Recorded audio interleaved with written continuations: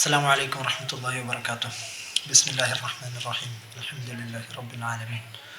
اللهم صل على سيدنا محمد وعلى آله وصحبه وسلم. റസൂലുള്ളാഹി തങ്ങളെക്കുറിച്ച് ഖുർആനിൽ ലഖദ് കാന ലക്കും ഫീ റസൂലില്ലാഹി ഉസ്വത്തുൻ ഹസന എന്നാണ് പറഞ്ഞിട്ടുള്ളത്. അഥവാ ഒരാൾക്ക് അല്ലെങ്കിൽ ഒരു സമൂഹത്തിന് ഏറ്റവും ഉത്തമമായിട്ടുള്ളൊരു മാതൃക റസൂലുള്ളാഹി തങ്ങളിൽ അല്ലാഹു തആല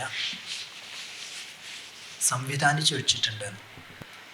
റസൂലുള്ളാഹി തങ്ങൾ അല്ലാഹു തആലയുടെ ഒരു ദീന്, ഒരു മതം ഭൂമിയിൽ പ്രചരിപ്പിക്കാൻ വേണ്ടി വരുമ്പോൾ എന്തുകൊണ്ടും റസൂലുള്ളാഹി തങ്ങൾ ഉസ്വത്തുൻ ഹസനയായേ പറ്റൂ. അതിൻ്റെ കാരണം ഇസ്ലാം എന്നുള്ളത് ഒരിക്കലും കുറച്ച് ആരാധനാകർമ്മങ്ങൾ നിർവഹിക്കാനുള്ള ഒരു ഫ്രെയിംവർക്കായിട്ട് മാത്രമല്ല വർക്ക് ചെയ്യുന്നത്. ഇസ്ലാം എന്ന് പറഞ്ഞാൽ ഒരു വേ ഓഫ് ലൈഫാണ്. നമുക്ക് നഖം വെട്ടുന്നതിലും ബ്രഷ് ചെയ്യുന്നതിനും വരെ അതിൻ്റെ സ്വാധീനം കാണാം. എന്തുകൊണ്ട് നഖം ഇന്ന രീതിയിൽ വെട്ടണം ഇസ്ലാം പറയുന്നു, അല്ലെങ്കിൽ എന്തുകൊണ്ട് ബ്രഷ് വലത്ത് ഭാഗത്തുനിന്ന് തുടങ്ങണം എന്ന് ഇസ്ലാം പറയുന്നു എന്ന് ചോദിക്കുമ്പോൾ അതിനുള്ള ഉത്തരമാണ് എല്ലാം ഉൾക്കൊണ്ടിട്ടുള്ള, ജീവിതത്തിൻ്റെ എല്ലാ മേഖലകളും ഉൾക്കൊണ്ടിട്ടുള്ള ഒരു ജീവിതരേഖയാണ് ഇസ്ലാം പ്രപ്പോസ് ചെയ്യുന്നത്. അപ്പോൾ ഈ ഇസ്ലാമിനെ അല്ലാഹു തആല ഭൂമിയിൽ അല്ലെങ്കിൽ പ്രചരിപ്പിച്ചത് റസൂലുള്ളാഹി തങ്ങൾ എന്നുള്ള ഒറ്റൊരു ഫിഗറിനെ വെച്ചിട്ടാണ്. അപ്പോൾ ഈ ഒരു ഫിഗർ ഈ ഇസ്ലാമിനെ ആൾക്കാരിലേക്ക് എത്തിച്ചു കൊടുക്കാനുള്ള അല്ലാഹു തആല തന്നെ പറഞ്ഞിട്ടുണ്ട്, ദീനിനെ ലോകാവസാനം വരെ ഞാൻ സംരക്ഷിക്കും, ഇവിടെ ദീനുണ്ടാകും. അപ്പോൾ ഈ ലോകാവസാനം വരെ വരാൻ പോകുന്ന ആൾക്കാർക്ക് ഉള്ള ജീവിത ശൈലി മുന്നിൽ ഇങ്ങനെ വരച്ചിട്ട് കൊടുക്കുമ്പോൾ അത് പറഞ്ഞു കൊടുക്കാൻ വരുന്ന ആളാവണം അതിൻ്റെ ഏറ്റവും ഉൾക്കൊള്ളുന്നൊരു മാതൃക. അതുകൊണ്ടാണ് ഉസ്വത്തുൻ ഹസന റസൂലുള്ളാഹി തങ്ങളെ കുറിച്ച് പറഞ്ഞത്. അപ്പൊ ഈ ഒരു കാര്യം റസൂലുള്ളാഹി തങ്ങൾ എല്ലാവർക്കും, ലോകത്തുള്ള മുഴുവൻ മനുഷ്യർക്കും അവരോടെങ്ങനെ പെരുമാറണം, അവര് സമൂഹത്തോടെങ്ങനെ പെരുമാറണം, അവര് മനുഷ്യേതര ജീവികളോടെങ്ങനെ പെരുമാറണം, അവർ ഈ ജീവനുള്ളത് ജീവനില്ലാത്തതുമായിട്ടുള്ള എല്ലാവരോടും എങ്ങനെ പെരുമാറണം, ആത്യന്തികമായിട്ട് അവരെ എങ്ങനെ കെയർ ചെയ്യണം എന്നുള്ളത് മോഡൽ. അതെ, അവര് ദൈവത്തോടെ എങ്ങനെ പെരുമാറണം എന്നുള്ളത് കൂടി അവിടെ വരുന്നുണ്ട്. അപ്പോൾ ഒരിക്കലും വേ ഓഫ് ലൈഫ് എന്ന് പറയുമ്പോൾ അതിന്ന് ആരാധന പുറത്തല്ലല്ലോ. അപ്പോൾ അവിടെയാണ് റസൂലുള്ളാഹി ഉസ്വത്തുൻ ഹസന എന്നുള്ള ഒരു ഇതിലേക്ക് വരുന്നത്. തീർച്ചയായും റസൂലുള്ളാഹി സ്വല്ലല്ലാഹു അലൈഹി വസല്ലം തങ്ങൾ, നമ്മൾ അനസ് പറഞ്ഞതുപോലെ തന്നെ ഇസ്ലാം എന്ന് പറയുന്നത് വെറും ഒരു ആശയം മാത്രമല്ല. ഇസ്ലാം എന്ന് പറയുന്നത് ഒരു വേ ഓഫ് ലൈഫാണ്. അതൊരു കോഡ് ഓഫ് കണ്ടക്റ്റാണ്. അപ്പോൾ ഇസ്ലാമിലെ എല്ലാ നിയമങ്ങളും അല്ലാഹു സുബ്ഹാനഹു വ തആല പരിചയപ്പെടുത്തുന്നത്, അല്ലെങ്കിൽ ദീനിൻ്റെ ഒരു മാനിഫെസ്റ്റേഷൻ നടക്കുന്നത് റസൂലുള്ളാഹി സ്വല്ലല്ലാഹു അലൈഹി വസല്ലം തങ്ങളുടെ ജീവിതത്തിലൂടെ തന്നെയാണ്. അങ്ങനെ ആ ജീവിതം തന്നെയാണ് ഇസ്ലാം. റസൂലുള്ളാഹി സ്വല്ലല്ലാഹു അലൈഹി വസല്ലം തങ്ങൾ ഒരു മനുഷ്യൻ ജനിച്ചത് മുതൽ അവൻ്റെ മരണം വരെയുള്ള അവൻ ഏർപ്പെടുന്ന സകല വ്യവഹാരങ്ങളിലും, അവൻ്റെ ജീവിതത്തിൻ്റെ സകല വ്യവഹാരങ്ങളിലും റസൂലുള്ളാഹി സ്വല്ലല്ലാഹു അലൈഹി വസല്ലം തങ്ങൾ, അല്ലെങ്കിൽ ദീനിന് അതിന് അഭിപ്രായമുണ്ട്, അതിൻ്റേതായിട്ടുള്ള ഹുക്കുമുകളുണ്ട്. നമ്മൾ വളരെ പ്രധാനമായി എടുക്കുകയാണെങ്കിൽ തന്നെ റസൂലുള്ളാഹി സ്വല്ലല്ലാഹു അലൈഹി വസല്ലം തങ്ങൾ ഉസ്വത്തുൻ ഹസന എങ്ങനെയാകുന്നു, അല്ലെങ്കിൽ റസൂലുള്ളാഹി സ്വല്ലല്ലാഹു അലൈഹി വസല്ലം തങ്ങൾ ഒരു നല്ല ഫാമിലി മാൻ, ഓരോ ആസ്പെക്റ്റിലും എങ്ങനെയാണ് ഉസ്വത്തുൻ ഹസന വർക്ക് ചെയ്യുന്നത്, നമുക്കൊന്നുകൂടി ചർച്ച ചെയ്ത് നോക്കാം. പ്രധാനമായും നമുക്ക് ഒരു ഫാമിലി മാൻ റസൂൽ എങ്ങനെയാണ് ഒരു നല്ല ഐഡിയൽ ഹസ്ബൻഡ് ആകുന്നത്. ഫാമിലിയുടെ പ്രധാനമായി കിടക്കുന്നത് ഹസ്ബൻഡ് വൈഫാണ്. ഒരു ഐഡിയൽ ഹസ്ബൻഡ് എങ്ങനെയാണ് റസൂലുള്ളാഹി സ്വല്ലല്ലാഹു അലൈഹി വസല്ലം ആകുന്നത് എന്നോടത്താണ് നമുക്ക് ഇസ്ലാമിൻ്റെ മാരിറ്റൽ റിലേഷൻഷിപ്പ് എങ്ങനെയാണ് ഉള്ളത് എന്നത് റസൂലുള്ളാഹിയാണ് നമുക്ക് ശരിക്കും കാണിച്ചു തരുന്നത്. ഇസ്ലാമിലെ മാരേജ് സിസ്റ്റത്തെ കുറിച്ച് ചിന്തിച്ചു നോക്കുകയാണെന്നുണ്ടെങ്കിൽ അത് വെറും ഒരു ലീഗൽ കോൺട്രാക്ട് മാത്രമല്ല, അത് ഒരു കമ്പാനിയൻഷിപ്പിന്റെ ഒരു കോൺട്രാക്ട് ആണ്. ഒരു ഭാര്യയ്ക്ക് ഭർത്താവിനോടുള്ള കടമകൾ, ഒരു കമ്മിറ്റ്മെന്റിന്റെ, ആ ഒരു മ്യൂച്വൽ റെസ്പെക്റ്റിന്റെ, സ്നേഹത്തിന്റെ, നമ്മൾ ഖുർആനിൽ മവദ്ദ എന്നൊക്കെ പറഞ്ഞതുപോലെ ആ സ്നേഹത്തിന്റെ ഫണ്ണ്, ഇതൊക്കെ കൂടിച്ചേർന്നുകൊണ്ടുള്ള ഒരു കമ്പാനിയൻഷിപ്പിന്റെ കോൺട്രാക്ട് ആണ് ശരിക്കും ഇത് നമ്മുടെ മാരേജ് എന്ന് പറയുന്നത്. അത് ഒരിക്കൽ തന്നെ റസൂലുള്ളാഹി സ്വല്ലല്ലാഹു അലൈഹി വസല്ലം തങ്ങൾ ആയിഷ ബീവിയായിട്ട് ഓട്ട മത്സരം നടത്തിയിരുന്നു എന്നുള്ളതാണ്. അപ്പൊ ആയിഷ ബീവി റിപ്പോർട്ട് ചെയ്യാം, ആദ്യം ഓട്ട മത്സരം 2 പ്രാവശ്യം നടത്തി. ആദ്യം ഓട്ട മത്സരത്തിൽ ആയിഷ ബീവി വിജയിച്ചു. എന്നിട്ട് ആയിഷ ബീവി പറയാം കുറച്ച് കാലം കഴിഞ്ഞ് ഒരു ഓട്ട മത്സരം കൂടെ വെച്ചു, അപ്പോൾ ഞാൻ കുറച്ച് തടി വെച്ചിരുന്നു. അപ്പോൾ ആയിഷ റസൂലുള്ളാഹി സ്വല്ലല്ലാഹു അലൈഹി വസല്ലം വിജയിച്ചു. എന്നിട്ട് പറഞ്ഞു ഇത് അന്നത്തെ പകരമാണ്. അപ്പോൾ ഒരു ഒരു ഒരു ദീനിൻ്റെ നേതാവാണ്, ഒരു രാജ്യത്തിൻ്റെ നേതാവാണ്. പക്ഷെ അതേ സമയത്ത് തന്നെ അദ്ദേഹം ഫാമിലിയിൽ ഒരു ഹസ്ബൻഡാണ്. ഇത് പ്രധാനം അവിടെ ഇടാന്ന് വെച്ചാല് നമ്മളെ ഇസ്ലാമിലുള്ള മാരേജ് എന്ന് പറയുന്നത് പൊതുവെ ആൾക്കാർ കാണുന്നത് വളരെ ഒരു ഒപ്രസീവ് ആയിട്ടുള്ളൊരു. അത് നമ്മുടെ നാട്ടിൽ ഈ കല്യാണങ്ങളുടെ അവസ്ഥകൾ എന്താണ്? കുറെ സ്വർണം അങ്ങോട്ട് കൊടുക്കും, കുറെ സ്വർണം ഇങ്ങോട്ട് കൊടുക്കും, എന്നിട്ട് ഈ സ്വർണം കൊടുക്കാത്തതിന്റെ വലിയ പിന്നീട് പ്രശ്നങ്ങൾ. ശരിക്കും അതൊന്നല്ല, രണ്ട് ഹൃദയങ്ങൾ തമ്മിൽ ചേരുന്ന ആ ഒരു സന്ദർഭമാണ്. അല്ലെങ്കിൽ അതാണ് ശരിക്കും ഇസ്ലാമിൽ മാരേജ് കോൺസെപ്റ്റ് എന്ന് പറയുന്നത്. പിന്നെ റസൂലുള്ള അവിടുത്തെ ഭാര്യമാർക്ക് കൊടുത്ത ഒരു സ്വാതന്ത്ര്യമുണ്ട്.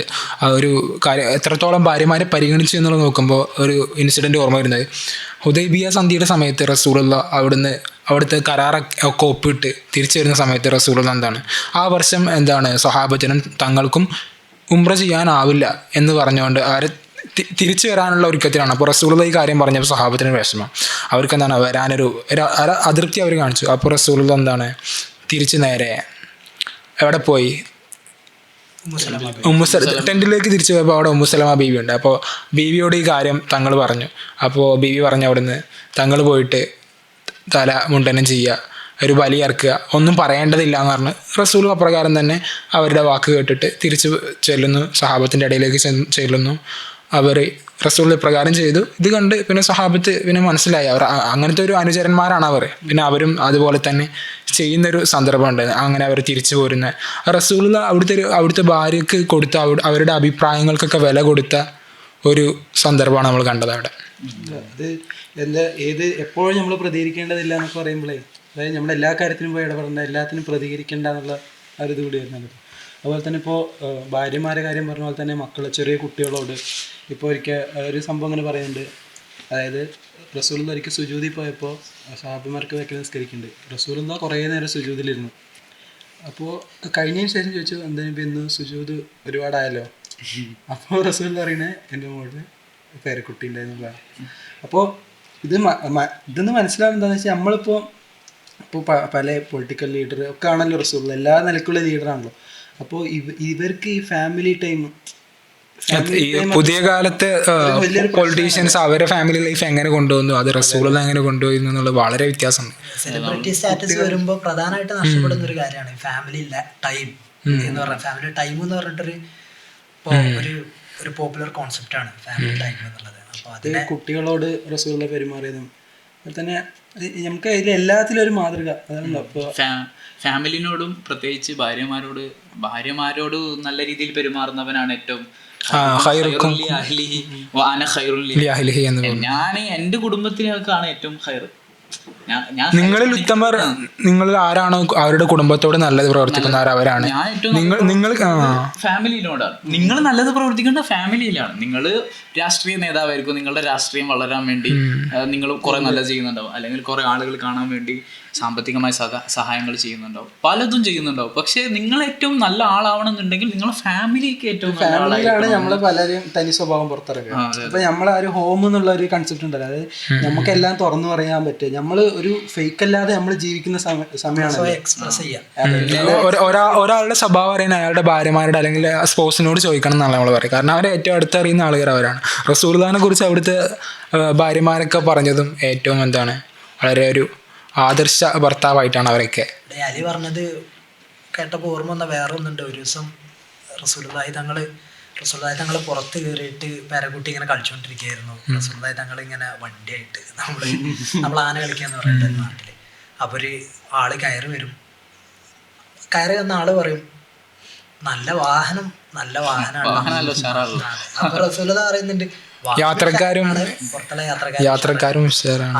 അതുപോലെ തന്നെ ഫാത്തിമ ബീവിയോട് റസൂലുള്ളാഹി തങ്ങള് കാണിച്ചിരുന്ന ഒരു സ്നേഹവും ഒരു കമ്പാഷനും ഒക്കെ ഉണ്ട്. അത് റസൂലുള്ളാഹി തങ്ങളൊരു ഹദീസിൽ പറയുന്നുണ്ട്, ഫാത്തിമത്തു ബൽഗത്തു മിന്നി ഫമൻ അഗ്ലബഹ അഗ്ലബനി. റസൂലുള്ളാഹി ഫാത്തിമ എന്ന് പറഞ്ഞാല് എൻ്റെ ഒരു കഷ്ണമാണ്. അതായത് ഫാത്തിമ എന്ന് പറഞ്ഞാൽ ഞാൻ തന്നെയാണ്. ഫാത്തിമ ബീവിനെ ആരെങ്കിലും ദേഷ്യം പിടിപ്പിച്ചാൽ അവൻ എന്നെയും കൂടി ദേഷ്യം പിടിപ്പിച്ചിട്ടുണ്ട്. അതായത് എന്റെ ഒരു ഭാഗത്തെയാണ് നിങ്ങൾ ദേഷ്യം സ്നേഹത്തിന്റെ ഒട്ടകക്കൊടലുമാലിട്ടപ്പോ ഫാത്തിമ ബീവി ഫാത്തിമ ബീവി അവിടെ ഫാത്തിമ ബീവിന്റെ ധൈര്യമാണ് നമ്മൾ ശ്രദ്ധിക്കുന്നത്. വേറെ ആർക്കും ഒന്നും പറയും ഇതിപ്പോ റസൂലുള്ളാഹിന്റെ മണ്ണ് എടുത്തു മാറ്റണമെന്ന് വേറെ സ്വഹാബി എല്ലാവർക്കും അവിടെ എടുത്തു മാറ്റണം. എന്താണ് ചെയ്യേണ്ടത് ചെയ്യുന്ന അറിയില്ലല്ലോ. എല്ലാവരും വലിയ വലിയ നേതാക്കന്മാരുടെ ഒരു പെൺകുട്ടി പെൺകുട്ടി പറഞ്ഞ ധൈര്യം അവിടെ നമ്മൾ ഫാത്തിമ ബീവിന്റെ ധൈര്യത്തെ കുറിച്ചാണ്. പക്ഷെ റസൂലുള്ള ശരിക്കും ഫാത്തിമ ബീവിന്റെ ധൈര്യം എങ്ങനെ വരുന്നത് വെച്ചാൽ വാപ്പാനോടുള്ള സ്നേഹം കൊണ്ടാണ്. വാപ്പ അത്ര സ്നേഹം കാണിക്കുന്നതുകൊണ്ടാണ് ഫാത്തിമ ബീവി ഈ വാപ്പയെ കാണിക്കുന്ന തൻ്റെ ഒരു പെൺമകളോട് കാണിക്കുന്ന ഒരു സ്നേഹമുണ്ട്, മകളോട് കാണിക്കുന്ന ഒരു സ്നേഹം. അത് ആ ഒരു കോണ്ടെക്സ്റ്റ് ആലോചിക്കണം. എങ്ങനെ മക്കളെ കൊന്നിരുന്ന ആ ഒരു സന്ദർഭമാണ് റസൂൽ വന്ന സമയത്ത് പറഞ്ഞാല്. അവിടെ നമ്മളിന്നാള് അത് ഇസ്ലാമിന് മുമ്പുള്ള അറേബ്യന്റെ കാര്യം പറഞ്ഞപ്പോ ഇസ്ലാമിന്റെ മുമ്പുള്ള അറേബ്യയിലുള്ള സ്ത്രീയുടെ സ്ഥാനം എന്ന് പറയുന്നത് ശരിക്കും ഒരു സ്വത്ത് പോലെ. അതായത് ആളുകൾ മോഷ്ടിച്ചുകൊണ്ടുവന്ന സാധനങ്ങളാണ് കന്നുകാലികള്, അതുപോലെ സമ്പത്ത് അടുത്ത് പെണ്ണുങ്ങളെ. അതായത് പെണ്ണുങ്ങളെ മോഷ്ടിച്ചു കൊണ്ടുപോയിട്ട് അവരെ നശിപ്പിക്കുക എന്നുള്ളത് അവർക്ക് അവരുടെ ഗോത്രത്തിനുള്ളൊരു ഇത് മഹിമ അവർ കുറയ്ക്കുന്ന. പെൺകുട്ടികളെ കൊല്ലുന്ന ഒരു സമ്പ്രദായമൊക്കെ ഉണ്ടായിരുന്ന സമയത്താണ് റസൂലുള്ള മകളോട് ഇത്രയും ഒരു സ്നേഹം പ്രകടിപ്പിക്കുന്നത്.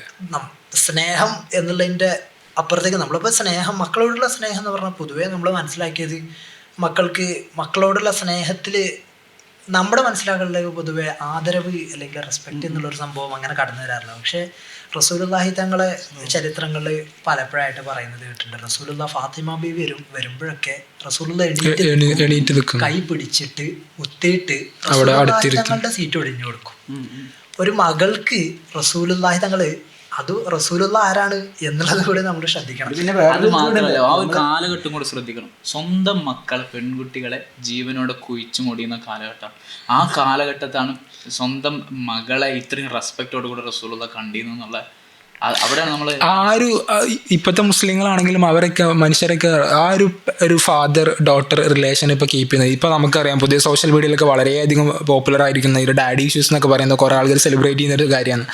അവരുടെ ചൈൽഡ്ഹുഡിൽ അവരെ പാരൻ്റുമായിട്ടും ഇപ്പോൾ എന്താണ് മക്കൾക്ക് അവരുടെ ഫാദേഴ്സിനോടുള്ള റിലേഷൻ അത് നമ്മളൊരു സൊസൈറ്റിയിൽ കുറച്ച് അത്ര ഒരു സുഖകരമല്ലാത്ത റിലേഷൻ അധികം നമ്മൾ കാണുന്നത്. റസൂലുള്ളാഹിന്റെ ഒരു മോഡൽ നമ്മൾ സ്വീകരിക്കുകയാണെങ്കിൽ ഇങ്ങനത്തെ ഡാഡീസ് അങ്ങനത്തെ ഒരു കോൺസെപ്റ്റ് തന്നെ എമർജ് ചെയ്യില്ല ഒരിക്കലും. റസൂലുള്ളാഹി തങ്ങൾക്ക് യഥാർത്ഥത്തിൽ ഇതുപോലുള്ളൊരു ഫാദർ ആവാൻ, ഒരു പിതാവ് ആവാനുള്ള എല്ലാ അവസരങ്ങളും അവിടെ ഉണ്ടായിരുന്നു. റസൂലുള്ളാഹി എന്ന് പറഞ്ഞാൽ സ്ക്രാച്ച് എന്ന് ഒരു മതത്തെ കെട്ടിപ്പടുക്കുകയാണ്.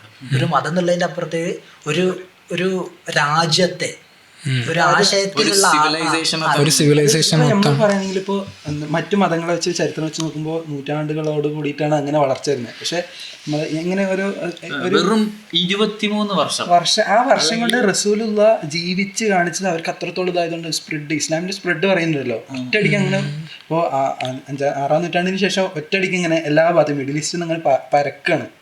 അതായത് ആളുകൾക്ക് എന്താണ് റസൂലുള്ള ചെയ്യുന്നത്, റസൂലുള്ള പ്രാക്ടിക്കൽ മോഡൽ നമ്മൾ നേരത്തെ പറഞ്ഞില്ലേ, പ്രാക്ടിക്കലായിട്ട് ഇവർ കാണുകയാണ് നമുക്കിത് ചെയ്യാൻ കഴിയും. അതായത് നമ്മൾക്ക് റസൂലുള്ള എന്നുള്ള ആ ഒരു ലീഡറിൻ്റെ ആ ഒരു ക്വാളിറ്റികളൊക്കെ നേരിട്ട് ഇതാക്കുകയാണ്. അതാണ് ഉസ്വത്തുൽ ഹസനിൻ്റെ. ഒരു ദിവസം റസൂലുള്ളാഹി തങ്ങൾ തൻ്റെ പേരക്കുട്ടിയോ അല്ലെങ്കിൽ ഏതൊരു കുട്ടിയെ റസൂലുള്ളാഹി തങ്ങൾ ചുംബിക്കുന്ന കണ്ടിട്ട് ഒരു ബദവി കയറി വരും. അപ്പോൾ റസൂലുള്ളാഹി തങ്ങൾ ഇങ്ങനെ സ്നേഹപ്രകടനം കാണിക്കുന്ന കാണുമ്പോൾ ആ ബദവി, നമ്മളെ കാട്ടറബി എന്ന് പറയുന്നത് കറക്റ്റ് ആണെന്ന് അറിയില്ല, എന്നാലും ആ ബദവി വന്നിട്ട് റസൂലുള്ളാഹി തങ്ങളോട് അത്ഭുതത്തോട് പറയും, എനിക്ക് 10-11 മക്കള് എനിക്കുണ്ട്, പക്ഷെ ഇതുവരെ ഞാൻ ഒരാളെ പോലും ചുംബിച്ചിട്ടില്ല. അപ്പൊ റസൂലുള്ളാഹി തങ്ങൾക്ക് ആകെ ഇങ്ങോട്ട് വിഷമം വന്നിട്ട് റസൂലുള്ളാഹി തങ്ങളെ കണ്ണൊക്കെ നിറഞ്ഞിട്ട് റസൂലുള്ള പറയാണ്, മല്ലാ യർഹം ലാ യുർഹം. ആരെങ്കിലും ഒരാള് അങ്ങോട്ട് റഹ്മത്ത് ചെയ്യാത്തവർക്ക് ഇങ്ങോട്ട് റഹ്മത്ത് കിട്ടൂല. അഥവാ അവിടെ പഠിപ്പിക്കുന്നത് 2 കാര്യങ്ങളുണ്ട്. ഒന്ന്, എല്ലാവരോടും സ്നേഹം പുലർത്തണം, എല്ലാവരും സ്നേഹിക്കണം എന്നുള്ളൊരിതിൻ്റെ അപ്പുറത്തേക്ക് അതിന് റസൂലുള്ളാഹി തങ്ങൾ ഒരു റിലീജിയസ് ആയിട്ടുള്ള മാനം കൂടി കൊടുക്കുകയാണ്. അല്ലാഹു തആല നിങ്ങളോട് അതെ കരുണ ചെയ്യണം എന്നുണ്ടെങ്കിൽ നിങ്ങൾ കരുണ ചെയ്യണം. അഥവാ നിങ്ങൾക്ക് ഇപ്പറഞ്ഞ നമ്മുടെ ഇസ്ലാമിൽ പറഞ്ഞിട്ടുള്ള ആ വിജയം കിട്ടണമെന്നുണ്ടെങ്കിൽ മാൻഡേറ്ററി ആണ് നിങ്ങൾ റെസ്പോൺസിബിലിറ്റി ആയിട്ട് പറയുന്നത്. നിങ്ങൾ മറ്റുള്ള ആൾക്ക് റഹ്മത്ത് കാണിക്കണം എന്നുള്ളത് നിങ്ങളുടെ ഉത്തരവാദിത്തമാണ് എന്നുള്ളത്. അവിടെ ഇവിടെ ഒരു കാര്യം, മക്കൾ ഈ കരുണയെ കുറിച്ച് റസൂലുള്ള പറയുന്നപ്പോഴാണ് മക്കളോടുള്ള സ്നേഹം പ്രകടിപ്പിക്കുന്ന ആ ഒരു കോണ്ടെക്സ്റ്റിലാണ് പറയുന്നത്.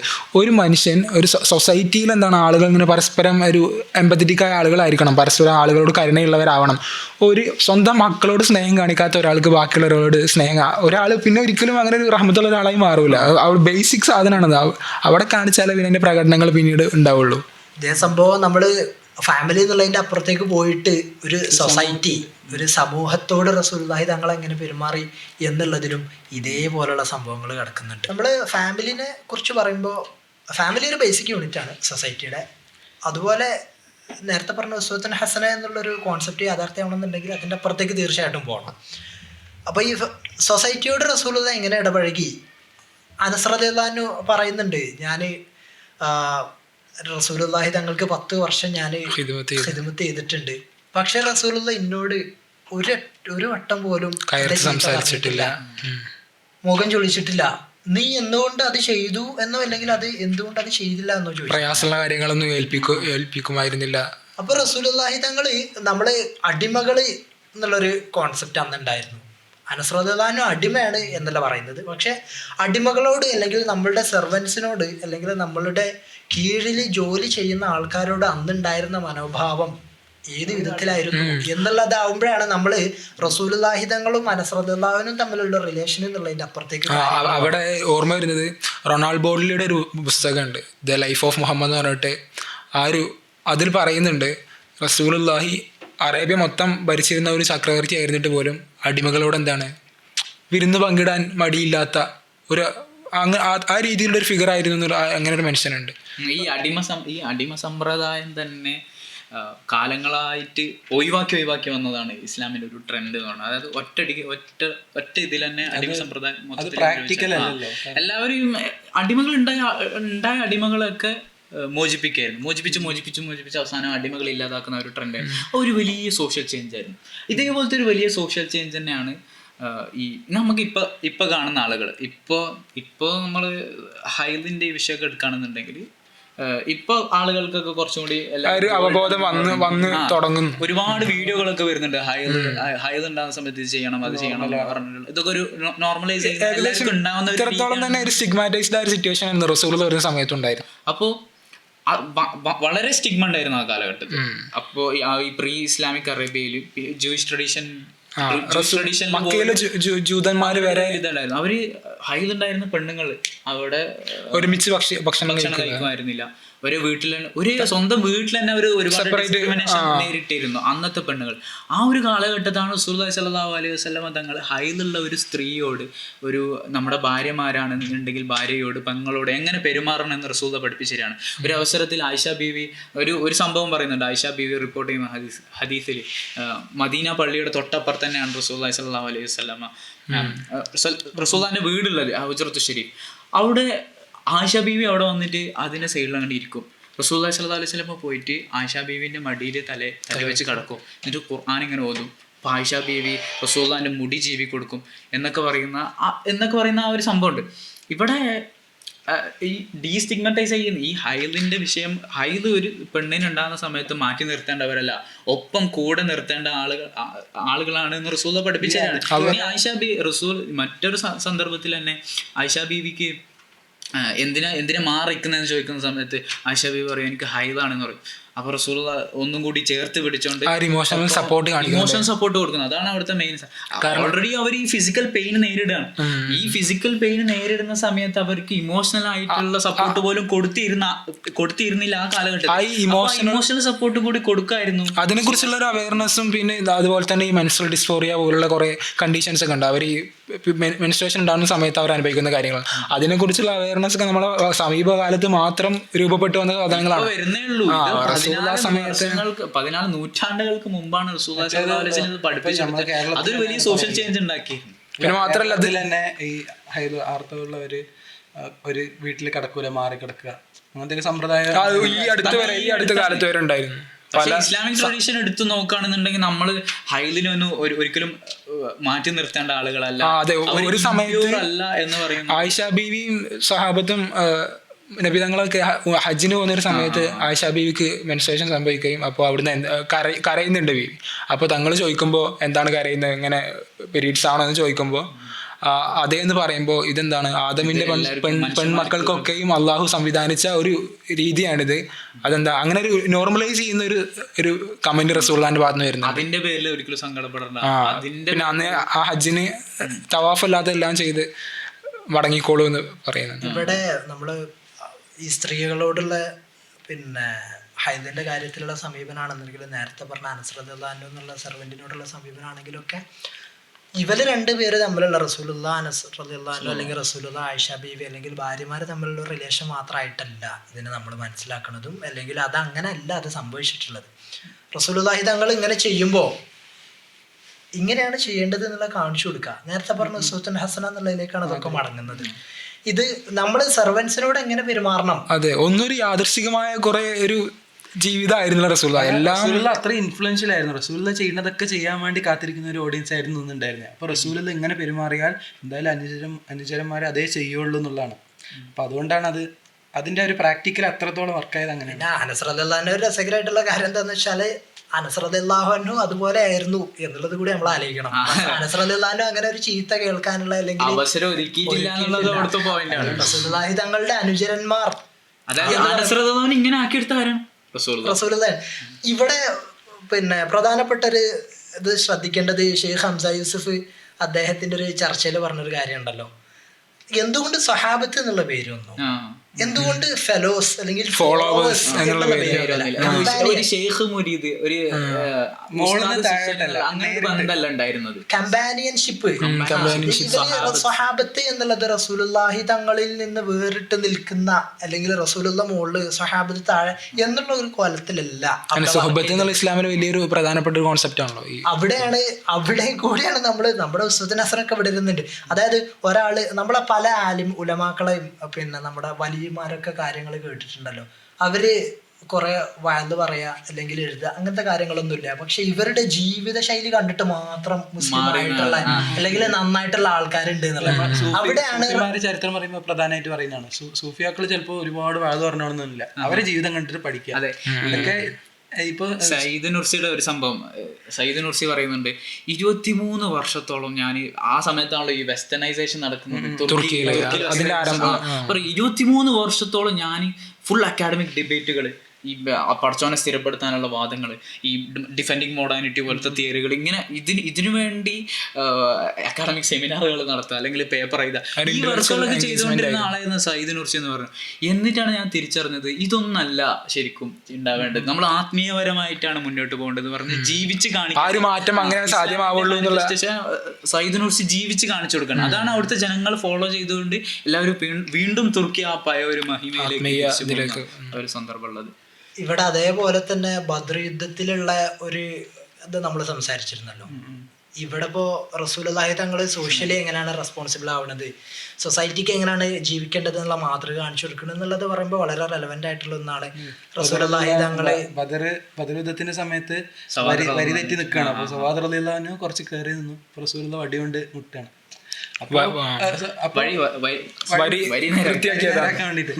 അപ്പോൾ അപ്രതീക്ഷിത സവാദ് റളിയല്ലാഹു അൻഹു പറയണ ശോഭിച്ചുകൊണ്ട് എനിക്ക് പ്രതികാരം ചെയ്യണം പറയാം. അപ്പോൾ എല്ലാം ആകെ ഞെട്ടിപ്പോയി, ഇതെന്താ ഇങ്ങനെ? ഉമർ റളിയല്ലാഹു അൻഹു കാണുന്നുണ്ട്. അപ്പോൾ ഉമർ റളിയല്ലാഹു അൻഹുക്ക് ദേഷ്യം വരുന്നുണ്ട്. അപ്പോൾ റസൂലുള്ള നേരിട്ട് ഒറ്റയടിക്ക് കാണിച്ചു കൊടുക്കുകയാണ്. ഇവിടെ നമ്മൾ നേരത്തെ അനസ് റളിയല്ലാഹു അൻഹുവിന്റെ അത് പറഞ്ഞ അതേ സംഭവം ഇവിടെ വരുന്നുണ്ട്.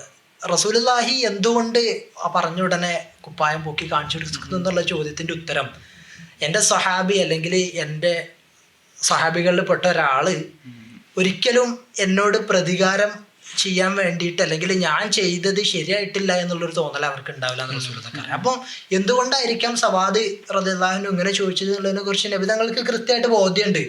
ഒരിക്കലും ഞാൻ പറഞ്ഞതിന് എതിരായിട്ടല്ല. അതിനുശേഷം സവാദ് റളിയല്ലാഹു അൻഹു എന്താണ് ചെയ്തതെന്ന് കൂടി അവിടെയാണ് അതിന്റെ പ്രസക്തി എടുക്കുന്നത്. അതിനുശേഷം സവാദ് റളിയല്ലാഹു അൻഹു ആ നഗ്നമായ മേലുകളിൽ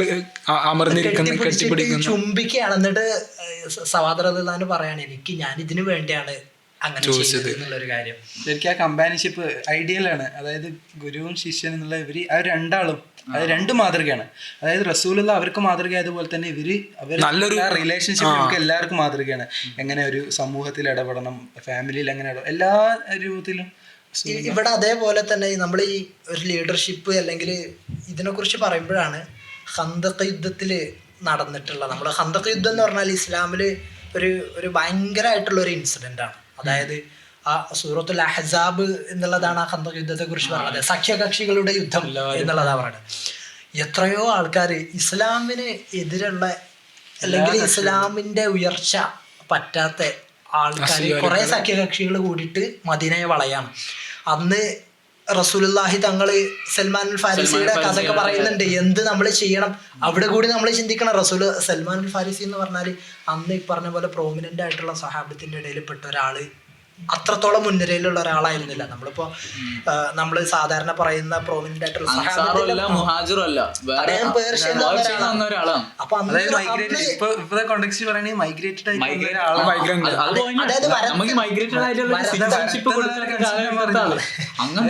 നമ്മളീ പറയുന്ന നമ്മളെ നാട്ടിലൊക്കെ സംസാരിക്കുമ്പോഴൊക്കെ അവൻ വരത്തനല്ലേ എന്നുള്ള ഒരു ഇതുണ്ട്. അതായത് വരത്തനല്ലേ അവന് ഇവിടെ എന്ത് സംസാരിക്കാൻ അവകാശം എന്നുള്ള ഒരു കോൺസെപ്റ്റ്.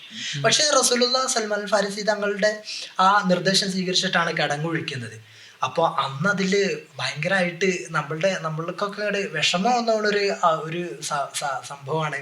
റസൂലുള്ളാഹി തങ്ങൾ ദിവസം രാവ് പകലുന്നില്ലാതെ അങ്ങനെ കുത്തിക്കൊണ്ടിരിക്കുകയാണ്, കിടങ്ങ് കുഴിച്ചുകൊണ്ടിരിക്കുകയാണ്. വലിയൊരു ടെറിട്ടറിയാണ്, അതായത് വലിയൊരു പ്രദേശമാണ്. നമ്മൾ വലുതെന്ന് വെച്ചാൽ ഒരു കിടങ്ങ് നബി സല്ലല്ലാഹു അലൈഹി വസല്ലം തങ്ങളും സഹാബത്തു നിന്നുള്ള വളരെ കുറഞ്ഞ ആൾക്കാർക്ക് കുഴിക്കാനുള്ള ആ ഒരു എബിലിറ്റിന്റെ അപ്പുറത്താണ് എന്തായാലും. അപ്പൊ റസൂലുള്ളാഹി തങ്ങള് കല്ല് കെട്ടി വെച്ച കഥ പറയുന്നുണ്ട്. വിശപ്പിന്റെ അങ്ങേയറ്റത്തിട്ട് വേദനിച്ചിട്ട് കല്ല് കെട്ടി വെച്ചിട്ടാണ് റസൂലുള്ളാഹി അവിടെ നമ്മുടെ പോയിന്റ് കിടക്കുന്നത് അവിടെയാണ്. കാരണം നബി തങ്ങൾക്ക് വേണമെന്നുണ്ടെങ്കിൽ സ്വഹാബത്ത് ഒന്നും പറയാൻ പോകുന്നില്ല. സ്വഹാബത്ത് സന്തോഷം ഉണ്ടാവുള്ളൂ. ഇവിടെ എനിക്കൊരു കാര്യം ഓർമ്മ വരുന്നത് എന്താണെന്ന് വെച്ചാൽ ഈ കുറച്ച് കാലം മുമ്പ് വരെയുള്ള റസൂലുള്ളാഹിനെ കുറിച്ചുള്ള ഒരു വെസ്റ്റേൺ നെറേറ്റീവിലൊക്കെ അവർ റസൂലുള്ളാഹിനെ ആക്ഷേപിക്കുന്ന ഒരു ഇമ്പോസ്റ്റർ എന്ന് പറഞ്ഞിട്ടാണ്. ഇമ്പോസ്റ്റർ എന്ന് പറഞ്ഞാൽ റസൂലുള്ളാഹി ശരിക്കും എന്താണ്, വ്യക്തിപരമായ നേട്ടങ്ങൾക്ക് വേണ്ടി ഒരു ഡിസീറ്റ്ഫുൾ ആയ ഒരു ഫിഗറാണ് റസൂലുള്ളാഹി. കുറേ ആളുകളെന്താണ് വശീകരിച്ച് സ്വയം നേട്ടങ്ങൾക്ക് വേണ്ടി ജീവിക്കുന്ന ഒരാളാണ്, അങ്ങനത്തെ ഒരു പൊളിറ്റിക്കൽ ഫിഗറാണ് എന്നാണ് പറയുന്നത്. അങ്ങനെ ആയിരുന്നെങ്കിൽ റസൂലുള്ളാഹിക്ക് ഇതിൽ ഇടപെടേണ്ട ആവശ്യം ഉണ്ടായിരുന്നു. ഇത് മാത്രമല്ല, എന്തൊക്കെ റസൂലുള്ളാഹി ഇപ്പൊ എന്തെങ്കിലും ഫിസിക്കലായിട്ട്, അതായത് ഭൗതിക ലോകത്ത് എന്തെങ്കിലും നേടിയ റസൂലുള്ളാഹി. അതെ, പിന്നീട് വന്ന പഠനങ്ങളൊക്കെ റസൂലുള്ളാഹിനെ ആ രീതിയിൽ അവതരിപ്പിക്കുന്നുണ്ട്. അത് നമ്മുടെ ഒരു ഓറിയന്റലിസ്റ്റ് ആയിട്ടുള്ള ആ ഒരു പഠനത്തിന്റെ ഒരു ഇതിലൊക്കെ വന്നൊരു സംഭവമാണ്. അവിടുത്തെ ക്രിസ്ത്യാനിറ്റിയുടെ. അപ്പോ ഇതില് പിന്നെ വേറൊന്നും കൂടി ഉള്ളത് എന്താന്ന് വെച്ചാൽ ഈ ഖന്തഖ് യുദ്ധത്തിൽ അതേ യുദ്ധത്തില് സംഭവിച്ച കാര്യമാണ്. അപ്പൊ റസൂലുള്ളാഹി തങ്ങളും സ്വഹാബത്തും വിശന്ന് വലഞ്ഞിട്ട് ഒന്നും കഴിക്കാനില്ല. അങ്ങനെ ഈ പണി ഇങ്ങനെ എടുത്തുകൊണ്ട് നിൽക്കുമ്പോൾ ഒരു സഹാബി വന്നിട്ട് ജാബിർ റളിയല്ലാഹു അൻഹു ആണെന്ന് തോന്നുന്നു, ജാബിർ റളിയല്ലാഹു അൻഹു വന്നിട്ട് റസൂലുള്ളാഹിനോട് നല്ല പറയും, തങ്ങളെ ഞാൻ എൻ്റെ ഭാര്യയും കൂടി കുറച്ച് മാംസും പിന്നെ പത്തിരി ഉണ്ടാക്കിയിട്ടുണ്ട്, റസൂലുള്ളാഹി ഒന്ന് വന്നാൽ. അപ്പൊ ഇതെന്താന്ന് വെച്ചാൽ റസൂലുള്ളാഹി തങ്ങൾക്ക് കുറച്ച് ആൾക്കാർക്കുള്ളൂ എന്നുള്ളതാ പറയണത്. അപ്പൊ റസൂലുള്ളാഹി എല്ലാരും വിളിക്കും. അപ്പൊ എല്ലാരും വിളിച്ചിട്ട് റസൂലുള്ളാഹി തങ്ങൾ പോകുന്നു. അപ്പോൾ റസൂലുള്ളാഹി തങ്ങൾ പറയുന്നു, പിന്നെ നിങ്ങൾ ആ കറി അടുപ്പത്ത് നിന്ന് എടുക്കരുത്, എന്നിട്ട് ഇങ്ങനെ ഓരോരുത്തർക്കും ഇട്ട് കൊടുക്കും. അപ്പൊ എല്ലാവരും വയറ് നിറച്ച് കഴിച്ചിട്ട്, അതിൽ പറയുന്നുണ്ട്, അതിൽ ആ ഹദീസിൽ ആ സംഭവത്തിൽ കാണാം, വയറ് ഇങ്ങോട്ട് നിറഞ്ഞിട്ട് പിന്നെ സ്ഥലമില്ല, അതായത് അത്ര ദിവസമായിട്ട് വിശപ്പ്. പക്ഷെ ഇതില് ഏറ്റവും ശ്രദ്ധേയമായിട്ടുള്ള ഒരു കാര്യം എന്താ വെച്ചാൽ റസൂലുള്ളാഹി തങ്ങൾ അവസാനമാണ് കഴിക്കുന്നത്. റസൂലുള്ളാഹി എല്ലാവരും കഴിച്ചു കഴിഞ്ഞിട്ട് റസൂലുള്ളാഹി തങ്ങൾ എന്നെ വിളമ്പി കൊടുത്ത് എന്നുള്ളതാണ് എൻ്റെ ഓർമ്മ. അപ്പൊ റസൂലുള്ളാഹി എല്ലാവരും കഴിച്ചു കഴിഞ്ഞിട്ട് റസൂലുള്ളാഹി അവസാനം റസൂലുള്ളാഹിയും പിന്നെ വീട്ടുകാരിരുന്നിട്ട് റസൂലുള്ളാഹി കഴിക്കാൻ. ഏത് ലീഡറാണ് അങ്ങനെ ചെയ്യാം അവിടെ ചെയ്യാൻ കഴിയാ? അതായത് റസൂലുള്ളാഹി തങ്ങൾക്ക് വിശപ്പില്ല എന്നാലും പറയുന്നത് അവരുടെ ആ ത്യാഗത്തിൽ റസൂലുള്ളാഹി വലിയൊരു ഒരു ഭാഗമാവാണ് റസൂലുള്ളാഹി. പിന്നെ ഇസ്ലാമിൽ ഒരു ടീച്ചിങ് കൂടെ ഉണ്ട്, നമ്മൾ ആദ്യം ആ ഒരു ത്യാഗം സഹിച്ചാൽ പിന്നീട് നമുക്ക് ആഖിറത്തിൽ എന്തായാലും കിട്ടും, ഉറപ്പാണ്. ദുനിയാവിൽ തന്നെ അതിന്റെ ഒരു സ്നേഹിക്കുന്നവരാണല്ലോ ഏറ്റവും കൂടുതൽ പരീക്ഷിക്കുക. റസൂലുള്ളാഹിന്റെ ജീവിതത്തിൽ തന്നെ ഒരുപാട് ഇൻസിഡന്റ്, റസൂലുള്ളാഹി ത്യാഗങ്ങളൊക്കെ ഒരു ക്ഷമയോടെ റബ്ബിൽ ഭരമേൽപ്പിച്ച് നിന്നതിന് ശേഷം റസൂലുള്ളാഹിക്ക് ഒരുപാട് ജീവിതത്തിൽ തന്നെ കുറേ മെച്ചങ്ങൾ ഉണ്ടായിട്ടുണ്ട്. ആമുൽ ഹുസ്നിന്റെ സംഭവം അതിനൊക്കെ ശേഷം റസൂലുള്ള സ്ട്രഗിൾ ചെയ്യാനുള്ളത് മൊത്തം കുറേ ഒരു മനുഷ്യൻ്റെ ഒരു കപ്പാസിറ്റി അപ്പുറമുള്ള അനുഭവിച്ചു. കാരണം ആമുൽ ഹുസിൻ്റെ ആ ഒരു സമയത്ത് തൻ്റെ പ്രിയപ്പെട്ട പത്നി ഭരിക്കുന്നു. അതിനുശേഷം കുറഞ്ഞ ദിവസങ്ങൾക്കുള്ളിൽ റസൂലുള്ളാഹിൻ്റെ അബൂ താലിബ് പിതൃവ്യൻ മരിക്കുന്നു. അബൂ താലിബ് എന്നൊക്കെ പറഞ്ഞ റസൂലുള്ളാഹിൻ്റെ മക്കയിൽ റസൂലുള്ളാഹിൻ്റെ പ്രബോധനത്തിനുണ്ടായിരുന്ന റസൂലുള്ള മക്കയിൽ നിൽക്കാനുള്ള ഒരു വലിയൊരു റീസൺ ആയിരുന്നു. കാരണം വലിയൊരു സപ്പോർട്ടാണ് റസൂലുള്ളാഹിക്ക് അബൂ താലിബ് കൊടുത്തത്. ആ സപ്പോർട്ടൊക്കെ പോയതിനു ശേഷം മക്ക വിടേണ്ട ഒരു അവസ്ഥയൊക്കെ വരുന്നത്. അങ്ങനെ അബൂ താലിബ് മരിക്കുന്നു. റസൂലുള്ള വല്ലാത്തൊരു പ്രതിസന്ധിയിൽ ആമുൽ ഹുസ്ൻ എന്നാണ് ചരിത്രം പറയുന്നത്. അതായത് ഒരു വിലാപ വർഷം അല്ലെങ്കിൽ ഇയർ ഓഫ് സാഡ്നസ് ഒക്കെ കാണാൻ പറ്റുന്ന ഒരു വർഷം. വല്ലാതെ അതിനുശേഷം റസൂലുള്ളാഹിൻ്റെ ഏക പുത്രൻ ഇബ്രാഹിം മരണപ്പെടുന്നുണ്ട്. അതൊക്കെ റസൂലുള്ള തുടരെ പരീക്ഷിക്കപ്പെട്ടുകൊണ്ടിരിക്കുകയാണ്. അതിനുശേഷം റസൂൽ തായിഫിൽ പോകുന്ന രംഗങ്ങളൊക്കെ ഉണ്ട്. നമ്മൾ മകൻ ഇബ്രാഹിമിന്റെ കാര്യം അമീന് പറഞ്ഞപ്പോഴാണ് വേറെ ഒരു റസൂലിന്റെ സോഷ്യൽ റെസ്പോൺസിബിലിറ്റി എന്നുള്ളൊരിത്. അതായത് ഇബ്രാഹിം എന്നുള്ള മകന് മരിച്ചപ്പോൾ അന്ന് സൂര്യഗ്രഹണം ഉണ്ടായി. അപ്പോൾ അന്ന് മക്കത്തുള്ള നാട്ടുകാർ മൊത്തം പറഞ്ഞ് അത് മുഹമ്മദിന്റെ മകൻ മരിച്ചുകൊണ്ടാണ്. അതായത് റസൂലൊക്കെ വേണമെന്നുണ്ടെങ്കിൽ അതിനെ പിടിച്ചിട്ട് റസൂലൊക്കെ ആളെ കൂട്ടായിരുന്നു, അല്ലെങ്കിൽ സിമ്പതി. അതായത് എന്റെ മതം എന്ന് പറഞ്ഞാൽ ലെജിറ്റ് ആണ് എന്നുള്ളതിനൊരു തെളിവായിട്ട് കാണിച്ചു കൊടുക്കായിരുന്നു. അഥവാ ഒരാളുടെ മകൻ മരിച്ചിട്ട് പ്രകൃതി വിലപിക്കുന്നു, നമ്മുടെ കവിതകളിലൊക്കെ പറയുന്നത് പോലെ പ്രകൃതി വിലാപം കൊണ്ടു എന്നൊക്കെ പറയുമ്പോൾ ആൾക്കാരെ കിട്ടും. പക്ഷെ റസൂലുള്ളാഹി തങ്ങൾ അന്ന് പറയുന്നുണ്ട്, ഒരാളുടെ മരണം ഒരാളുടെ ജനനമൊന്നും പിന്നെ പ്രകൃതിന്റെ നിയമങ്ങളെ ബാധിക്കുന്നതൊന്നല്ല, ഇത് അല്ലാഹു തആല തീരുമാനിച്ചതാണ്, അതുകൊണ്ട് ഇങ്ങനെ ഉണ്ടായി എന്നുള്ളൊരു കാര്യം. അപ്പോൾ ഒരു ലീഡർ ആകുമ്പോൾ അയാൾക്ക് നമ്മളിപ്പോ സ്നേഹം പിന്നെ ആ ഒരു കമ്പാഷൻ എന്നുള്ളതൊക്കെ പറഞ്ഞു, പക്ഷെ അതിൻ്റെ അപ്പുറത്തേക്ക് അയാൾക്ക് ഒരു റെസ്പോൺസിബിലിറ്റി ഉണ്ട്. ഇതിനെ തൻ്റെ അഡ്വാൻറ്റേജിന് യൂസ് ചെയ്യരുത് എന്നുള്ള. ഇപ്പോഴത്തെ ഒരു പൊളിറ്റിക്കൽ സെനാരിയോ എടുത്ത് നോക്കിയാൽ നമ്മളതിനെ കുറിച്ച് സംസാരിക്കാതിരിക്കണതാണ് നല്ലത്. അപ്പൊ റസൂലുള്ളാഹിക്ക് തീർച്ചയായിട്ടും ആ ഒരു സമയത്ത് അവിടെ ഇപ്പൊ അന്ന് പ്രതിപക്ഷം എന്നോ അല്ലെങ്കിൽ പിന്നെ ഫാക്ട് ചെക്കിങ്ങോ അങ്ങനത്തെ പരിപാടിയൊന്നും ഇല്ലല്ലോ. റസൂലുള്ളാഹി തീർച്ചയായിട്ടും സ്വന്തം അഡ്വാൻറ്റേജിനായിട്ട് എടുക്കായിരുന്നു. പക്ഷെ അതിലൂടെ റസൂലുള്ളാഹി തങ്ങളുടെ ഒരു റെസ്പോൺസിബിലിറ്റിയും കൂടിയാണ് അവിടെ കണ്ടത്. പിന്നെ ഈ റസൂലുള്ളാഹി തങ്ങൾ ത്വായിഫിൽ പോണ സംഭവം ഉണ്ടല്ലോ, അതൊക്കെ അതാ ഇതിന്റെ പറഞ്ഞപ്പോഴാണ് ആയിഷ ബീവി ഒരട്ടം റസൂലുള്ളാഹി തങ്ങളോട് ചോദിച്ചു, തങ്ങളെ നിങ്ങൾക്ക് ഉഹദ് യുദ്ധത്തിന്റെ അത്ര വിഷമമുള്ള വേറെ ഏതെങ്കിലും സന്ദർഭം ഉണ്ടായിട്ടുണ്ടോ? ഉഹദ് യുദ്ധത്തെ കുറിച്ച് നമ്മൾ ആലോചിക്കണം. ഹംസ റസൂലുള്ളാഹി തങ്ങളുടെ പല്ല് പൊട്ടി ചോര ഒലിച്ച് ആകെ അവശനായി. പിന്നെ അതുമല്ലാതെ മുസ്ലിങ്ങള് പരാജയം മുന്നിൽ കണ്ടൊരു സമയമാണ്. അപ്പൊ റസൂലുള്ളാഹി പറയുന്നുണ്ട്, ഉഹദ് യുദ്ധത്തെക്കാളും എനിക്ക് വിഷമം ഉണ്ടായിട്ടുള്ള ദിവസം. അതായത് റസൂലുള്ളാഹി മക്കത്തുനിന്ന് അടുത്ത പട്ടണമായ ത്വായിഫിലേക്ക് പോകാൻ. അടുത്ത പട്ടണം എന്നുപരി റസൂലുള്ളാഹിന്റെ കുടുംബക്കാരുണ്ട്. ഇപ്പൊ നമുക്ക് എന്തെങ്കിലും സംഭവിച്ചു വെച്ചാൽ നമുക്ക് കുടുംബം ഉണ്ട് എന്നുള്ളതാണ് ഏറ്റവും വലിയൊരു.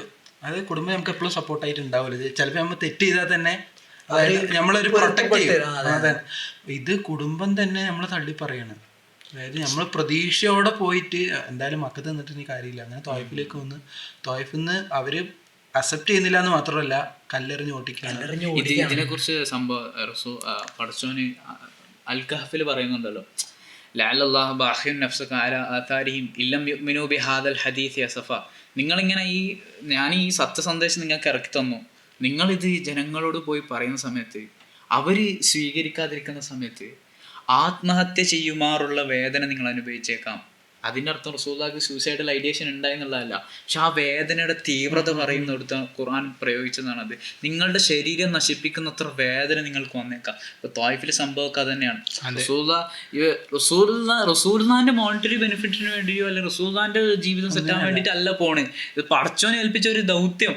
ആ ദൗത്യം മാത്രമല്ല, ഇത് സത്യം എന്നുള്ള റസൂലുള്ളാഹിക്ക് അറിയും. അപ്പൊ നമ്മള് സത്യം എന്ന് ഉറപ്പുള്ള ഒരു കാര്യം എല്ലാവരോടും പറഞ്ഞ് ആരും വിശ്വസിക്കുന്നില്ല. മാത്രമല്ല നമ്മളത് ഒരു സത്യ ഒരു ഇൻസിഡന്റിനെ പറ്റി നമ്മൾ സംസാരിക്കുമ്പോൾ എല്ലാവരും നമ്മൾ തള്ളി പറയുന്നത് എന്താ പൊട്ടം പറയുന്നത് എന്തൊക്കെ പറയുമ്പോൾ നമുക്ക് എത്രത്തോളം വിഷമമുണ്ടാവും. അപ്പൊ റസൂലുള്ളാഹി എന്ന് പറയുന്നത് ഇതൊരു ലോക സത്യമാണ്. റസൂലുള്ളാഹി അത് പറയാൻ വേണ്ടി അയക്കപ്പെട്ട പ്രവാചകനും കൂടിയാണ്. എന്നിട്ട് റസൂലുള്ളാഹി ഇത് പറയാണ്. ഇപ്പോൾ എന്നിട്ട് ഒരു അക്സെപ്റ്റൻസും ഇല്ല, കുടുംബക്കാരെ അക്സെപ്റ്റ് ചെയ്യുന്നില്ല. എന്തൊരു അവസാനം ഇവിടെ ഈ റസൂലുള്ളാഹി തങ്ങളുടെ നമ്മൾ നേരത്തെ പറഞ്ഞിട്ടുള്ള ഒരു സൊസൈറ്റിയോടുള്ള കമ്പാഷൻ അല്ലെങ്കിൽ മറ്റുള്ളവരോടുള്ള കമ്പാഷൻ എന്നുള്ളത് തെളിഞ്ഞാണതാണ്. റസൂലുള്ളാഹി തങ്ങൾ ഇങ്ങനെ ആകെ വിഷമിച്ച് ഒരു ഈന്തപ്പന അല്ല മുന്തിരിത്തോട്ടത്തിലോ ഈന്തപ്പനത്തോട്ടത്തിലോ പോയിട്ട് മരത്താണിൽ ഇരുന്നിട്ട് പ്രാർത്ഥിക്കുന്നുണ്ട്. ജിബ്രീൽ അലൈഹി ഇസ്ലാം വരുന്നുണ്ട്. റസൂലുള്ളാഹി തങ്ങളെ ജിബ്രീൽ അലൈഹി ഇസ്ലാമോ അല്ലെങ്കിൽ അതെ, ജിബ്രീൽ നിങ്ങൾ ഇപ്പൊ പറഞ്ഞാല് ഞാൻ 2 മലയും അതോടെ തീരുമാനമായി. അത്രയ്ക്ക് ഹേർട്ടായിട്ട് നിൽക്കുന്ന സമയമാണല്ലോ സുൽത്താനങ്ങൾക്ക് ഫിസിക്കലി മെന്റലി അങ്ങനെ ആകെ മൊത്തം ഡൗൺ ആയിട്ട്. റസൂലുള്ളാഹിക്ക് ഒന്ന് വിരലെ ഞൊടിച്ചിരുന്നുണ്ടെങ്കിൽ ഒരു തീരുമാനമാവുകയും അതും ഏത് നിലക്ക് ഉപയോഗിക്കാൻ റസൂലുള്ളാഹിക്ക് താൻ മതത്തിന്റെ ഇതിനെ പ്രൊപ്പഗേറ്റ് ചെയ്യാനുള്ള അഡ്വാൻറ്റേജ് ആയിട്ട് സ്വീകരിച്ചില്ലാന്നുണ്ടെങ്കിൽ ഇതായിരിക്കും നിങ്ങളെ വിധി എന്ന് പറഞ്ഞുള്ള. പക്ഷെ റസൂലുള്ളാഹി അന്ന് ഇതായിരുന്നത് എന്താണ്? അല്ലാഹുമ്മ ആ ഒരു വളരെ വൈകാരികമായ ദ്വാണത്. അവർക്ക് അറിയാത്തൊരു വിഷയത്തിന്റെ പേരിൽ അവരെ നിങ്ങൾ ശിക്ഷിക്കണ്ട. അവര് ഇനി റസൂലുള്ളാഹി പറഞ്ഞത് ഇവര് വന്നിട്ടില്ല എന്നുണ്ടെങ്കിലും ഇനി ഇവരെ അതായത് ഇസ്ലാമിന്റെ ആശയം മനസ്സിലാക്കിയിട്ട് വരട്ടെ. അതാണ് പേടിപ്പിച്ചിട്ട് മെറ്റാഫിസിക്കൽ ആയിട്ടുള്ള ഒരു കാരണം കൊണ്ട് അല്ലെങ്കിൽ പേടിപ്പിച്ചിട്ട് ഇതാക്കുന്ന ഇസ്ലാം എന്ന് പറയുന്ന മഹത്തായ ആശയത്തെ മനസ്സിലാക്കി വരികയാണെങ്കിൽ ദീനിലേക്ക് വരാം. റഹ്മത്തല്ലിൽ ആലമീൻ എന്ന് പറയുന്നുണ്ട്. ഈ വമാർ സല്ലാക്ക റഹ്മത്തല്ലിൽ ആലമീൻ എന്നുള്ളതിന്റെ ആലമീന്റെ തഫ്സീറിലൊക്കെ പറയുന്നത് വിശ്വാസികൾ എന്നുള്ളത് മാത്രമല്ല, ലോകത്തുള്ള എല്ലാത്തിനും എന്ന് പറഞ്ഞാൽ എല്ലാം അതിൽ പെട്ടു. അപ്പൊ ഈ ലോകത്തിനുള്ള എല്ലാത്തിനും വേണ്ടി റസൂലുള്ളാഹിനെ റഹ്മത്തായിട്ട് അയച്ചു എന്ന് പറയുമ്പോൾ അവര് മുസ്ലിങ്ങളായിരുന്നില്ല, അവര് റസൂലുള്ളാഹിനെ ഇങ്ങനെയൊക്കെ ചെയ്തിരുന്നു. അപ്പോൾ ഈ വമാർ സല്ലാക്ക റഹ്മത്തല്ലിൽ ആലമീൻ എന്ന് പറയുമ്പോൾ ഇവരോടൊക്കെ റസൂലുള്ളാഹിക്ക് കരുണുണ്ട്. റസൂലുള്ളാഹിക്ക് ഇസ്ലാം സ്വീകരിച്ചിട്ടുണ്ട്, ഇസ്ലാം സ്വീകരിക്കാത്തവരുണ്ട്. അപ്പോൾ ഒരു കൂട്ടരോട് ഇങ്ങനെ ഒരു കൂട്ടരോട് അങ്ങനെ എന്നുള്ളതല്ല. ഇപ്പൊ ഈ വേദനകളൊക്കെ ഉണ്ടാവുകയാണ്. ഇപ്പൊ നേരത്തെ അമ്മയും പറഞ്ഞില്ലേ ആമുലൂസിന്റെ ശേഷമാണല്ലോ ഇപ്പൊ ഹിജറ പോകുന്ന ഒരു സംഭവം. അതായത് മക്കയിൽ നിക്കക്കള്ളിയില്ലാതെ അത് വേറൊരു പരീക്ഷണമാണ്. ഇപ്പൊ നമ്മൾ നേരത്തെ നമ്മൾ ചർച്ച ചെയ്തില്ലേ മൈഗ്രേഷനെ കുറിച്ച്. ഇപ്പൊ ഇത് വലിയൊരു മൈഗ്രേഷൻ സംഭവിക്കുകയാണ്. വിശ്വാസികളൊക്കെ കൂടി വേറൊരു നാട്ടിലേക്ക് പോവാണ്. അപ്പോൾ അവിടെ ഉണ്ടാവുന്ന ആ ഒരു, അതായത് വളരെ ഇൻക്ലൂസീവ് ആയിട്ടാണ് മദീനക്കാർ റസൂലുള്ളാഹിനെ. അത് ഇന്നത്തെ കാലത്ത് മൈഗ്രേഷൻ വളരെ ഒരു ഗ്ലോബൽ ഫിനോമിനയാണ്. കുറെ പാഠങ്ങൾ അവിടുന്ന് ആ ഒരു മോഡൽ ട്രംപൊക്കെ കഴിഞ്ഞതിൽ ജയിച്ചത് തന്നെ മെക്സിക്കോയില് മതിലിട്ടെന്ന് പറഞ്ഞിട്ടാണ്. മെക്സിക്കോന്റെ അതിർത്തി ആളുകളുടെ ഒരു സങ്കുചിതാവസ്ഥ റിഫ്ലക്ട് ചെയ്തു. അമേരിക്കൻ നാഷണലിസം വളർത്താൻ വേണ്ടിയിട്ടുള്ള എല്ലാവർക്കും അവരുടെ സ്വന്തം, ഇപ്പൊ മദീനക്കാർക്ക് മദീന നാഷണലിസം വളർത്താൻ വേണ്ടി അവരുടെ കയ്യിൽ എല്ലാ ഇതും ഉണ്ടാവും. പക്ഷെ അവിടെ മദീനക്കാർ ഭയങ്കര വെൽക്കമിങ് ആയിരുന്നു. പക്ഷെ റസൂലുള്ളാഹി മക്കത്തോട് വിട പറയുകയാണല്ലോ. എത്ര ആയാലും സ്വന്തം നാടല്ലേ. നമുക്കിപ്പോ അത് ഫീൽ ചെയ്യും. നമ്മള് ലീവ് കഴിഞ്ഞ് വരുമ്പോ തന്നെ എത്ര വിഷമിക്കുന്നു അല്ലേ? അത് സത്യമാണ്. നമുക്ക് എത്ര ഇതാണെങ്കിലും നമ്മള് വീട്ടിൽ നിന്ന് ആ ഹോം എന്നുള്ള ആ ഒരു ഇത് നമുക്ക് വീട്ടിലേക്ക് പോകുമ്പോഴുള്ള ഒരു സന്തോഷം, വീടും നാടും ഒക്കെ പോകണം. അപ്പോൾ അത് നമുക്കത് വേറെ ഇപ്പൊ ഇനി തിരിച്ചു വരാനൊരു ഇടമില്ല. അതായത് നമ്മള് വീട്ടിലേക്ക് തിരിച്ചു വരുന്നില്ല. നമ്മളുടെ പോയി രക്ഷപ്പെടാൻ വേണ്ടി അത് ഫോഴ്സ്ഡ് മൈഗ്രേഷൻ ആണല്ലോ. എന്നിട്ട് അത് വേറൊരു കാര്യം എന്താന്ന് വെച്ചാൽ ഇതൊക്കെ കഴിഞ്ഞിട്ട് ഫത്ഹ് മക്കൻ്റെ അന്ന് തിരിച്ചു വന്നിട്ട് റസൂലുള്ളാഹിനെ പ്രതികാരം ചെയ്യണ്ടോ? റസൂലുള്ളാഹി പറയുന്ന അതെ, അവിടെ ആ ഒരു കാര്യം ഭയങ്കരമായിട്ട് ശ്രദ്ധിക്കേണ്ടതാണ്. റസൂലുള്ളാഹിനെ ആട്ടി ഓടിച്ചു, ലിറ്ററലി. അത് ഓരോരുത്തർ കാണുമ്പോൾ ഇങ്ങനെ അറിയും ഇന്നത് ചെയ്തു, നമുക്ക് അറിയാമല്ലോ നമ്മളോട് എന്തൊക്കെ ആരൊക്കെ ചെയ്തു. ഇവിടുന്ന് മക്കത്തുനിന്ന് ആട്ടി ഓടിച്ചു എന്നുള്ളത് മാത്രല്ല, അവിടെ പോയിട്ട് സൗകര്യം കൊടുത്തു. അതല്ല ഇവരിനെ എടുത്തോണ്ട് പോയ ഈ സമ്പത്തുകളൊക്കെ പിടിച്ച് വരുന്ന വഴിക്ക് പിടിച്ചെടുത്തിട്ട് അവിടെ ഒരു യുദ്ധം ഉണ്ടാക്കി. അങ്ങനെ ഒരുപാട് പ്രശ്നങ്ങൾ ഉണ്ടാക്കി. പൊതുവെ നമുക്ക് ഈ ത്യാഗത്തിൽ നിന്നൊക്കെ പഠിക്കാനുള്ള ഒരു പാഠം എന്താണെന്ന് വെച്ചാൽ, ഇവിടെ ഈ ത്വായിഫിന്റെ സംഭവം പറഞ്ഞല്ലോ. ത്വായിഫിന്റെ സമയത്ത് റസൂലുള്ളാഹിന്റെ ഒരു വളരെ വൈകാരികമായ ഒരു ദുആ ഉണ്ട്. അല്ലാഹുമ്മ ഇന്നി അശ്കു ദൗഫ ഖുവ്വതി എന്ന് തുടങ്ങുന്ന ഒരു കുറച്ച് നീണ്ട ദുആ. അതിൽ റസൂലുള്ളാഹി പറയുന്ന ഒരു ഭാഗമുണ്ട്. അതിലുള്ള ലൈൻ എങ്ങനെയാണെന്ന് വെച്ചാൽ, ഇൻലമിക്കുൻ അലബുൻ അലയ്യ ഫല ഉബാലിന്ന്. റബ്ബെ, നീ എന്നിൽ എന്താണ് ദേഷ്യപ്പെടാത്ത കാലത്തോളം, നീ എന്നിൽ തൃപ്തിയുള്ള കാലത്തോളം ഞാനിതൊന്നും കാര്യമാക്കുന്നില്ല, എൻ്റെ പ്രയാസങ്ങളൊന്നും ഞാൻ കാര്യമാക്കുന്നില്ല എന്ന് റസൂലുള്ളാഹി പറയുന്നുണ്ട് ആ ഒരു പ്രാർത്ഥനയിൽ. അപ്പോൾ അതിനുശേഷം ഇത് നുബുവത്തിൻ്റെ 10ാം വർഷമാണ് ഇത് നടക്കുന്നത്. ഈ ത്വായിഫും അതുപോലെ തന്നെ ആമുൽ ഹുസ്ന ആ ഒരു ഇവൻ്റൊക്കെ നടക്കുന്നത്. നുബുവത്തിൻ്റെ 11ാം വർഷം പിന്നീട് സംഭവിക്കുന്നത് ഇസ്രാ മിറാജാണ്.